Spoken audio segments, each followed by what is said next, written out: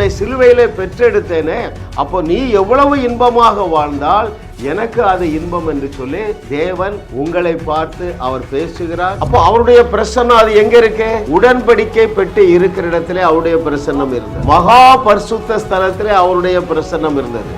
இப்பொழுது எங்க இருக்குதுங்க அவருடைய பிரசன்னம்? அவர் எங்க இருக்கிறார்? நமக்குள்ளே வாசம் பண்ணுகிறார். 24/7 எப்பொழுதுமே அவருடைய பிரசன்னத்துல நாம இருக்கிறதுனால நீங்கள் துன்பத்தை தேடியும் காணாதிருப்பீர்கள்.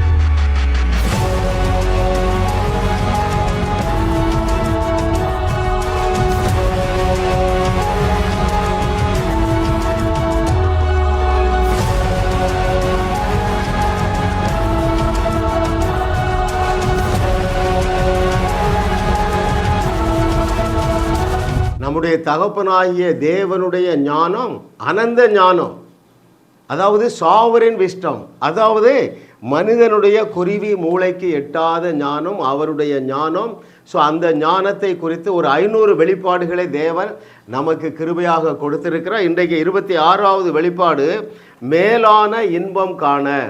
அவருடைய அனந்த ஞானத்தின்படி அவருடைய பிள்ளைகளாகிய நாம் ஒவ்வொரு நாளும் ஒவ்வொரு மணி நேரமும் ஒவ்வொரு துளி நேரமும் இன்பமயமான வாழ்க்கை வாழ வேண்டும் என்று நம்மை அழைத்த நம்முடைய தகப்பனாகிய தேவன் விரும்புகிறார்.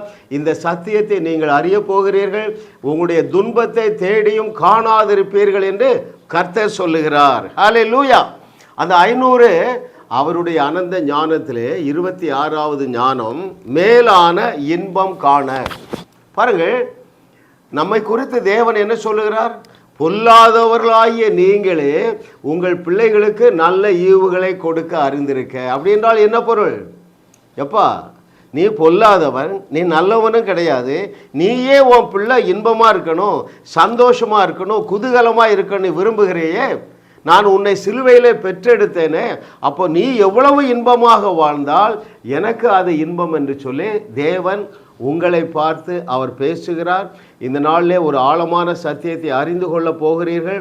உங்கள் துன்பத்தை தேடியும் காணாதிருப்பீர்கள் என்று கர்த்தர் சொல்லுகிறார். பாருங்கள், நல்ல தேவனுடைய பிள்ளைகளும் துன்பம் நிறைந்த வாழ்க்கையை தழுவி அதை அணைத்து கொண்டு இதுதான் தேவனுடைய சித்தம் என்று பொய்யை நம்பி கர்த்தர் நல்லவர் என்று ருசி பார்க்காமலே வாழ்க்கையை முடிக்கிறவர்கள் தான் வாஸ்ட் மெஜாரிட்டி. பாருங்கள், பட் என்னுடைய வியூவர்ஸ் அத்தனை பேரும் இன்பமயமான வாழ்க்கை வாழுவீர்கள் என்று நான் ஆசீர்வதிக்கிறேன்.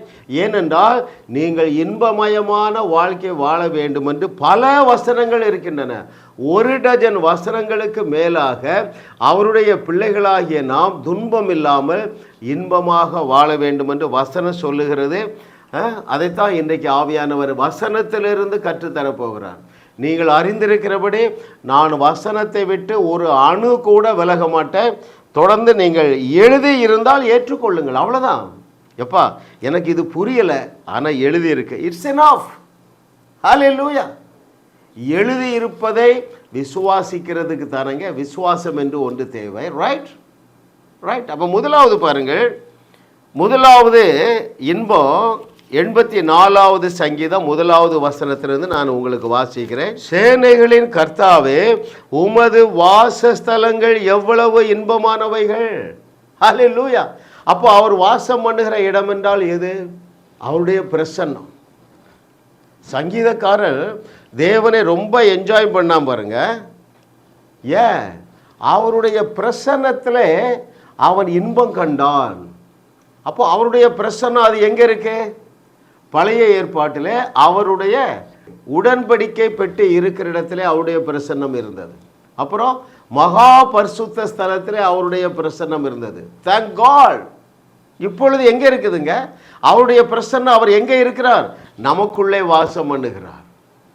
கர்த்தரை தெய்வமாக கொண்ட நாம் பாக்கியவான்கள். ஏன்னு தெரியுமா? வானமும் பூமியும் கொள்ளாத மகா பெரிய மகா நல்ல தேவன் நம்முடைய சரீரத்தை அவர் தங்குகிற ஆலயமாக தெரிந்தெடுத்திருக்கிறார். ஸோ 24/7 எப்பொழுதுமே அவருடைய பிரசன்னத்தில் நாம் இருக்கிறதுனால நீங்கள் துன்பத்தை தேடியும் காணாதிருப்பீர்கள். வசனம் இருக்குங்க, உங்களுக்கு உபத்திரம் உண்டுன்னு வசனம் இருக்கு. அதனுடைய அர்த்தத்தை நான் கடைசியிலே உங்களை சொல்லித்தரேன். ஏற்றுக்கொள்ளுகிறீர்களா? என்னது? உமது வாசஸ்தலங்கள் எவ்வளவு இன்பமானவைகள். ஹல்லேலூயா, ஹல்லேலூயா. இரண்டாவது பாருங்கள், இரண்டாவது இன்பம் என்னவென்றால் 119வது சங்கீதம் 24வது வசனத்திலே சொல்லி இருக்கிறது. Psalm 119 verse 24. உம்முடைய சாட்சிகள் எனக்கு இன்பமும் என் ஆலோசனைக்காரருமாய் இருக்கிறது. சாட்சிகள் என்றால் அவருடைய வசனம். 119வது சங்கீதத்திலே 176 வசனங்கள் இருக்கின்றன. ஒவ்வொரு வசனமும் அவருடைய வசனத்தை தான் குறிப்பிடுகிறது. அவருடைய சாட்சிகள், அவருடைய வசனம், வேற என்னது, அவருடைய உடன்படிக்கை, இவைகள் எல்லாமே தேவனுடைய வசனத்தை சொல்லுகிறது. இங்கே நாம் என்ன வாசிக்கிறோம் என்றால், உம்முடைய வசனங்கள் எனக்கு இன்பமாக இருக்குதுங்கிறார்ப்பா. அது எந்த அளவு இன்பம்? தேனிலும் தேன் கூட்டிலிருந்து ஒழுகுகிற தேனை விட, அந்த ஃப்ரெஷ் ஹனியை விட இன்பம். யோசித்து பாருங்க. நீங்கள் அந்த நான் ஹனின்னு சொல்கிறேன், தேன்னு சொல்கிறேன், சொன்ன உடனே உங்களுடைய நாக்கில் எச்சு ஊறுது பாருங்க. ஐயா, தேவனுடைய வசனம் அதை விட இன்பமயமானது, அதை விட இனிப்பானது, அதை விட சுவையானது, அதை விட அதிகமாக விரும்பத்தக்கது. ஹல்லேலூயா, ஹல்லேலூயா. ஆகையினால் தான் நான் எந்த அளவும் எள்ளளவு கூட வசனத்தை விட்டு வெளியே போகிறதில்லை. தேவன் நமக்கு தந்திருக்கிற அவருடைய வார்த்தை அல்லது வசனம் நமக்கு போதுமானதற்கும் அதிகமாக இருக்கிறது. நம்மை வழி நடத்துகிறதாக இருக்கிறது, நம்மை உற்சாகப்படுத்துகிறதாக இருக்கிறது, நம்மை சுகப்படுத்துகிறதாக இருக்கிறது, நம்மை கைடு பண்ணுகிறதாக இருக்கிறது, நம்மை சூப்பர் நேச்சுரலாக ப்ரொமோட் பண்ணுகிறதாக இருக்கிறது, ப்ரொடெக்ட் பண்ணுகிறதாக இருக்கிறது, ப்ரொவிஷனை கொண்டு வருகிறது அவருடைய வசனம். அது எப்படி இருக்குதா? இன்பமாக இருக்கிறது. உம்முடைய வசனங்கள் எனக்கு இன்பம். ஆனால் சபை என்ன கற்றுத்தருகிறது? நீங்கள் துக்கத்தோடு இருக்கணும், துன்பத்தோடு இருக்கணும், அப்பொழுதுதான் உங்களுடைய தகப்பனாகிய தேவனுக்கு பிடிக்கும். அந்த கேள்விக்கு பதிலை பார்த்துருவோமா? தேவன் தான் சொன்னார், உங்களுக்கு உபத்திரவம் உண்டு என்று சொன்னார். எது நிமித்தமாக?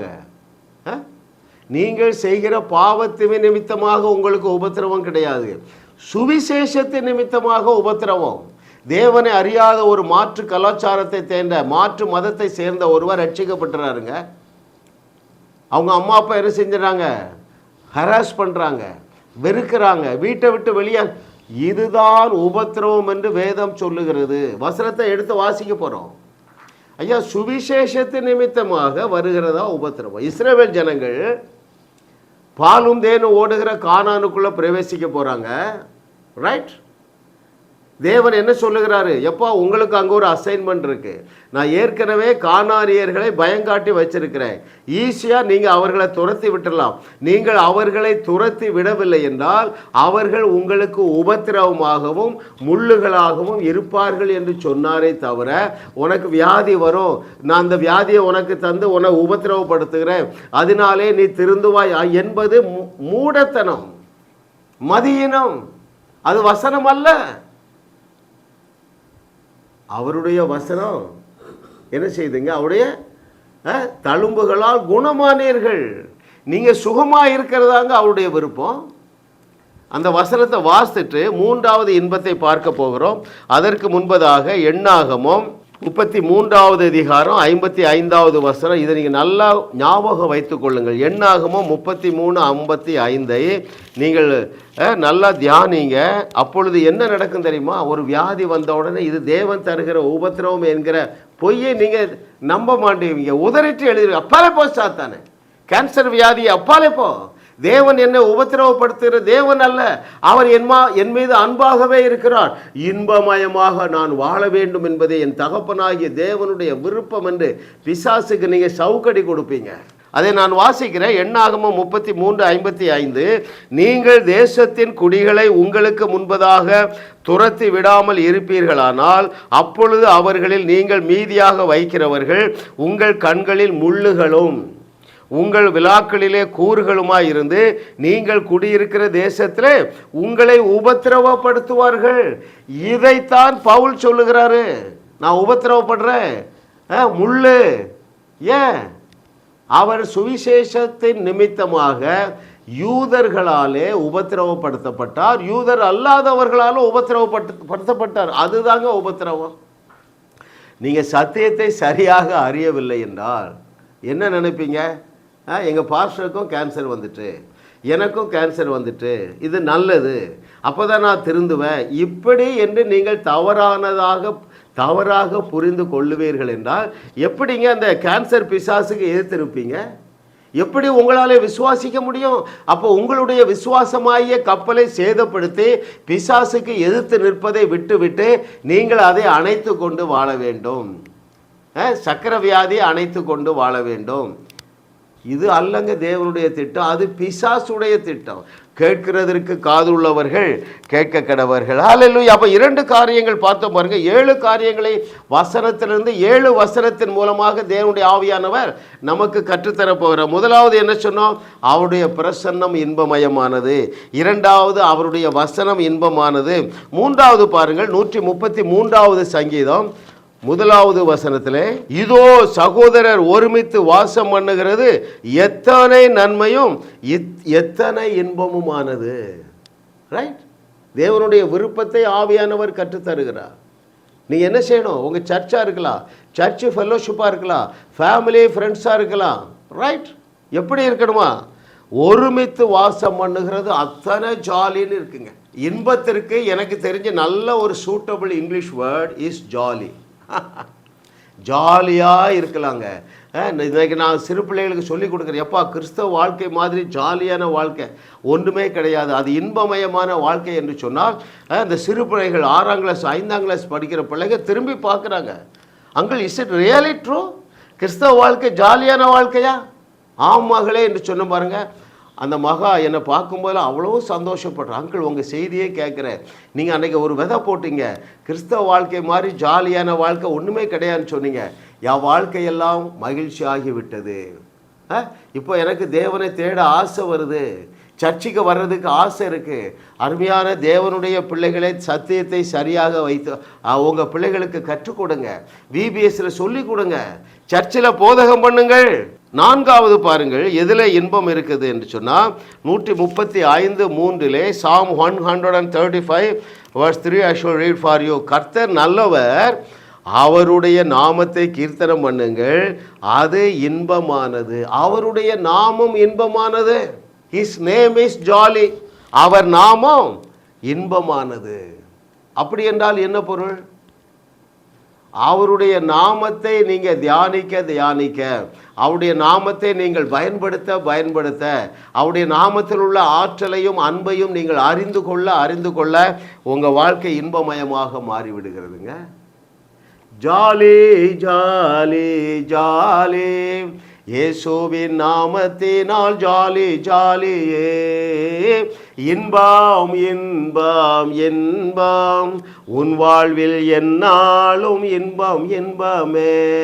வியாதி இல்லாத வாழ்க்கை, விரக்தி இல்லாத வாழ்க்கை, விபத்து இல்லாத வாழ்க்கை, பற்றாக்குறை இல்லாத வாழ்க்கை.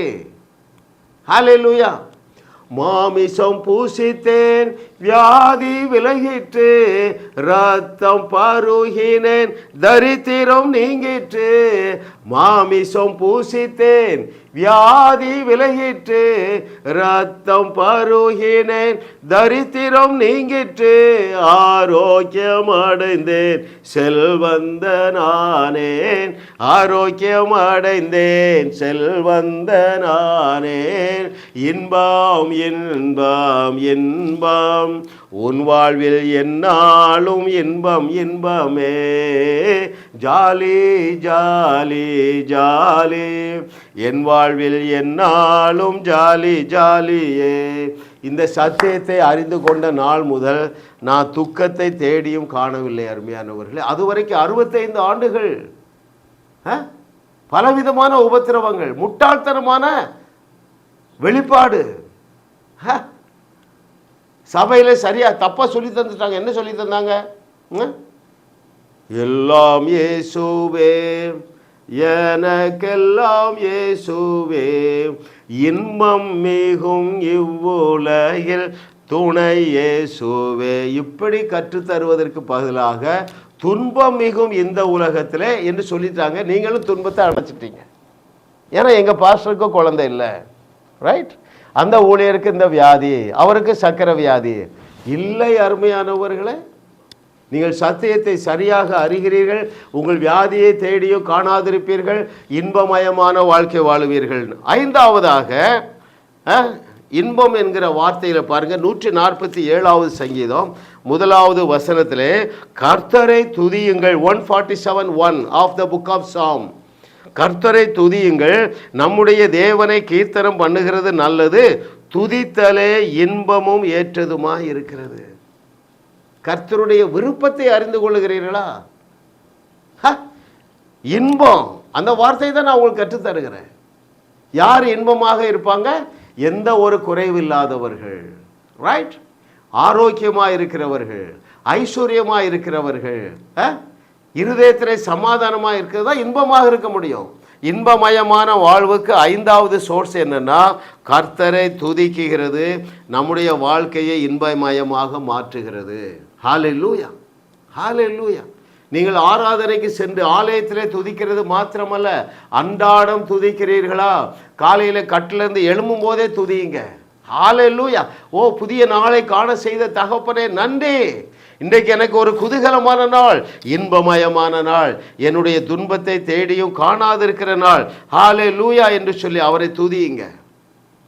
பாட்டு பாடும்போது அவரை துதிக்கிறீர்கள், அந்நிய பாஷை பேசும்போது அவரை துதிக்கிறீர்கள்.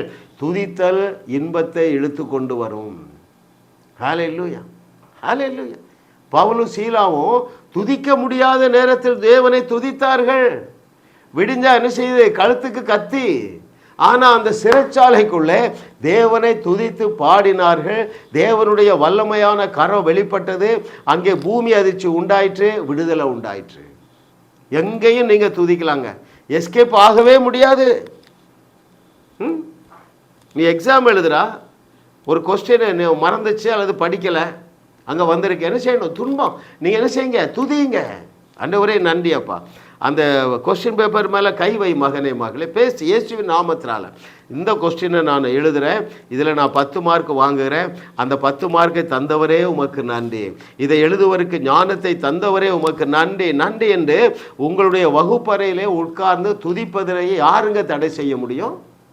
ஒருவரும் தடை செய்ய முடியாதல்லவா? Right? Hallelujah. Oh, thank you Lord for your goodness. அப்போ அவரை துதிப்பது இன்பத்தை இழுத்து கொண்டு வருகிறது. ஆறாவது பாருங்கள், தூக்கத்திலே இன்பமா. இதில் ஃபோக்கஸ் வந்துங்க, இன்பங்கிற வார்த்தை தான். துன்பங்கிற வார்த்தையை நீங்கள் தூர தூக்கி போட போகிறீங்க. எத்தனை வசனம் நான் உங்களுக்கு சொல்லித்தரேன் பாருங்கள். அங்கே நீதிமொழிகள் 3வது அதிகாரம் 24வது வசனம். The book of Proverbs chapter 3 verse 24 I shall read for you. நீ படுக்கும்போது பயப்படாதிருப்பாய், நீ படுத்து கொள்ளும்போது உன் நித்திரை இன்பமாய் இருக்கும். Your sleep will be joyful, peaceful, restful. இதாங்க அப்பாவுடைய விருப்பமாக இருக்கக்கூடிய ஒரு நல்ல தகப்பனுடைய விருப்பம். எப்படி இருக்கு? எப்பா, என் பிள்ளை இன்னைக்கு நான் எங்கே இருக்கிறேன்? இந்தியாவில் இருக்கேன். என் மகா அமெரிக்காவில் இருக்கிறான். என் பேர பிள்ளைகள் அங்கே இருக்காங்க. இயேசுவின் நாமத்தினால அவர்கள் இன்பமாக தூங்குகிறார்கள். ஏனென்றால் தூக்கத்தில் இன்பம் இருக்குன்னு சொல்கிறாரு பாருங்க. 3:24 அப்பொழுது நீ படுக்கும்போது பயப்படாதிருப்பாய், நீ படுத்து கொள்ளும்போது உன் நித்திரை இன்பமாக இருக்கிறது. ஹல்லேலூயா. 71 வயதிலே முதல் 65 ஆண்டுகள் இன்பம் என்கிற வாழ்க்கை எனக்கு என்னுடைய டிக்ஷனரியில் இல்லைங்க. எப்பொழுதும் துன்பம்தான். பணப்பற்றாக்குறையினாலே துன்பம், வியாதியினாலே துன்பம், கணவன் மனைவிக்குள்ள மிஸ் அண்டர்ஸ்டாண்டிங்னால துன்பம், அறியாமையினாலே அநேக தவறுகளை செய்ததுனால துன்பம். இப்போ எல்லாமே துன்பமயமாக இருந்தது, எல்லாமே இன்பமயமாக மாறிவிட்டது. அது கர்த்தராலே ஆயிற்று. என்னுடைய கண்களுக்கு ஆச்சரியமாக இருக்கிறது. அருமையானவர்களே, hallelujah. Oh, thank you Lord for your goodness. இன்னும் பாருங்கள், கடைசியாக நான் வாசிக்கிறேன் உங்களுக்கு. எக்லிசியாஸ்டஸ் 2:26 பிரசங்கி 2வது அதிகாரம் 26வது வசனம். மிக மிக முக்கியமான வசனம் பாருங்கள். தேவன் என்ன சொல்கிறார் பாருங்கள். அங்கே ஞானியாகிய சாலமோனுக்கு தேவன் கொடுத்த வெளிப்பாட்டை எழுதுகிறார் பாருங்கள். பிரசங்கி 2:26, தேவன் தமது பார்வைக்கு நல்லவனாய் இருக்கிறவனுக்கு ஞானத்தையும் அறிவையும் இன்பத்தையும் அருளுகிறார். ரைட்? எதை அருளுகிறாரா? ஞானத்தையும் அறிவையும் இன்பத்தையும் அருளுகிறாருங்க. ரைட்? யாருக்கு? தம்முடைய பார்வைக்கு நல்லவர்களாக இருக்கிறவர்கள். நீங்களும் நானும் அவரை ஏற்றுக்கொண்டதுனாலே அவருடைய பார்வையிலே நாம் நல்லவர்களாக இருக்கிறோம். ஆனால் நமக்கு தெரியும் நான் நல்லவன் கிடையாது. இயேசுவே சொல்லிட்டாருங்க, நல்லவன் ஒருவனும் கிடையாது. நான் அவருடைய பார்வை வேற பார்வைங்க. வேற கண்ணாடியை போட்டு பார்க்குறாரு. அந்த கண்ணாடி சூப்பர் நேச்சுரல் கண்ணாடி, அந்த கண்ணாடி கிருபையின் கண்ணாடி, அந்த கண்ணாடி புதிய உடன்படிக்கையின் கண்ணாடி. அதை என்ன சொல்லுகிறது? ரட்சிக்கப்பட்ட எல்லாரும் நல்லவர்கள்னு சர்டிஃபை பண்ணிட்டுங்க. ஆனால் தான் சொல்லுகிறார், தமது பார்வைக்கு நல்லவராக இருக்கிறவனுக்கு இன்பத்தை கொடுக்கிறார். ஹல்லேலூயா, ஹல்லேலூயா. நீங்கள் அவருடைய பார்வையிலே நல்லவர்களாக இருக்கிறீர்கள். நாம் நல்லவர்கள் கிடையாதுங்க, அவர் ரொம்ப ரொம்ப நல்லவர். எனவே என்ன செய்கிறாரு? வர்ற போகிறவன் எல்லாத்தையும் ரட்சித்து, எப்பா என் கண்ணாடி உன்னை பார்த்து நல்லவன்னு சொல்லுது. அதனால் என்னது? அவர் என்னத்தெல்லாம் சேர்த்து அருளுகிறார் பாருங்கள். தமது பார்வைக்கு நல்லவராக இருக்கிறவனுக்கு ஞானத்தையும் அறிவையும் இன்பத்தையும் அளிக்கிறார். ஹல்லேலூயா. துன்பமே போவலிய. என்னுடைய வியூவர்ஸ் வாழ்க்கையில் காணப்படுகிற அத்தனை துன்பத்தையும் நான் மிதிக்கிறேன். தலைபோ சாத்தானே, விட்டுவிடு, என்னுடைய பிள்ளைகளை விட்டுவிடு இயேசுவின் நாமத்தில். Amen. Hallelujah. Oh thank you Lord for your goodness. கர்த்தர் நல்லவர் பாருங்க. எனவே நீங்கள் சத்தியத்தை சரியாக அறிந்து கொள்ள எங்களுடைய செய்திகளை கேளுங்க. அது இலவசம், யூடியூப்பில் இருக்குது. நீங்கள் இன்னும் சப்ஸ்கிரைப் பண்ணவில்லை என்றால் நீங்கள் சப்ஸ்கிரைப் பண்ணுங்கள். தினந்தோறும் ஒரு செய்தியை அனுப்பி வைக்கிறோம். அது என்ன செய்யும்? துன்பம் நிறைந்த உங்களுடைய வாழ்க்கையை இன்பமயமாக மாற்றிவிடும். ஏனென்றால் நீங்கள் சத்தியத்தை சரியாக அறிவீர்கள். என் ஜனங்கள் அறிவில்லாமையால் சங்காரமாகிறார்கள். சபை என்ன நினைக்குது? என் ஜனங்கள் ஜெபிக்காததுனால என்ன செய்கிறாங்க? சங்காரமாகிறார்கள். அது பைபிளில் இல்லைங்க. உங்கள் ஜெபத்திலே குறைவு இருந்தாலும் நீங்கள் சத்தியத்தை சரியாக அறிந்து கொள்ளுவீர்கள் என்றால் நீங்கள் சரியாக ஜெபம் செய்வீர்கள். ரைட்? நீங்கள் சத்தியத்தை சரியாக அறிந்து கொள்ளும் பொழுது உங்களுக்கு விடுதலை என்று சொல்லி யோவான் எழுதின புஸ்தகத்திலே 32வது வசனத்திலே நம்முடைய நாதன் முழங்குகிறார் பாருங்க. You shall know the truth and the truth shall set you free. எதுங்க உங்களை விடையாக்கும்? அறிவு. என்ன அறிவு? சத்தியத்தை அறிகிற அறிவு. யார் அந்த சத்தியம்? நம்முடைய நாதனாகிய இயேசு கிறிஸ்துவே சத்தியம். அவர் சிலுவையில் என்னவெல்லாம் செய்து முடித்திருக்கிறார் என்பதை நீங்கள் அறிந்து கொள்ளுவீர்கள் என்றால், நான் இப்போ 7 வசனம் வாசித்து 7 வசனங்களையும் ஏற்றுக்கொள்ளுவீர்கள். நீங்கள் ஏற்றமிகு வாழ்வை வாழுவீர்கள். எனக்கு பிரியமானவர்களே, இன்னைக்கு தலைப்பு என்ன? மேலான இன்பம் காண சத்தியத்தை சரியாக அறிந்தால் போதும். சஞ்சலத்தையும் தவிப்பையும் தேடியும் காணாதிருப்பீர்கள் என்று இயேசுவின் நாமத்தினால நான் உங்களை ஆசீர்வதிக்கிறேன். ஆமென். ஜாஸ் மினிஸ்ட்ரி செய்திகள் மூலமாக நீங்கள் ஆசீர்வதிக்கப்பட்டிருக்கிறீர்கள். நீங்கள் இந்த ஊழியத்தோடு கைகோர்க்கும்படியாக உங்களை அழைக்கிறோம். நீங்கள் காணிக்கை விதைக்கக்கூடிய நல்ல நிலமாக ஜாஸ் மினிஸ்ட்ரிஸ் இருக்கிறது. விசுவாசத்தோடு உற்சாகமாக பெருக விதையுங்கள். தேவன் உங்களை 1000 மடங்கு பெருக செய்வார். வாரந்தோறும் சென்னை முகப்பேரில் நடைபெறும் கிங்ஸ் அண்ட் குயின்ஸ் அசெம்பிளி ஞாயிறு ஆராதனைக்கு அன்புடன் அழைக்கிறோம். சத்தியத்தை சரியாக அறிந்து வெற்றி வாழ்க்கை வாழுவீர்கள். சென்னையில் உள்ள உங்கள் நண்பர்கள் உறவினர்களையும் 3 மாதங்கள் தொடர்ந்து வரும்படியாக உற்சாகப்படுத்துங்கள். முற்றிலும் ஜெயமான வாழ்க்கை வாழுவார்கள். உங்களையும் வாழ வைத்து உங்கள் மூலம் உலகத்தையும் வாழ வைக்கவே தேவன் எங்களை கிருபையாக அழைத்துள்ளார். விடுதலை பெறவும் சுகத்தை அனுபவிக்கவும் தொலைபேசியில் எங்களோடு தொடர்பு கொள்ளுங்கள். ஜாஸ் மினிஸ்ட்ரிஸ் யூடியூப் சேனலில் தொடர்ந்து செய்திகளை கேளுங்கள். சப்ஸ்கிரைப் செய்யுங்கள். வீடியோக்களை லைக் செய்து பலரோடு பகிர்ந்து கொள்ளுங்கள். அவர்களும் ஆசீர்வதிக்கப்படட்டும்.